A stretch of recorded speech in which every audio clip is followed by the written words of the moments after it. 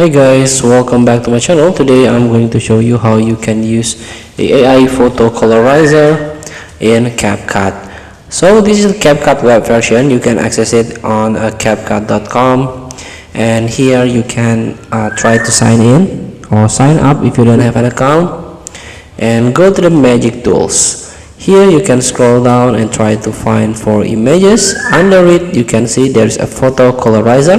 Colorize your black and white photos with AI.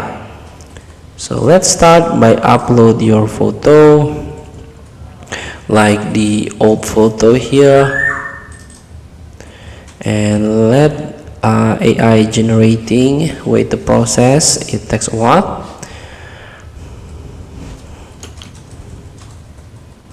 And here we go, this is the result.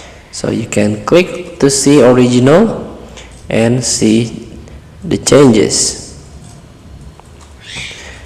So the color might be not 100% accurate, but this is worth to try. Feel free to try, of course. Feel free to colorize your image or photo. Thank you for watching. Don't forget to comment, like, and subscribe. So click the button below. See you in the next video.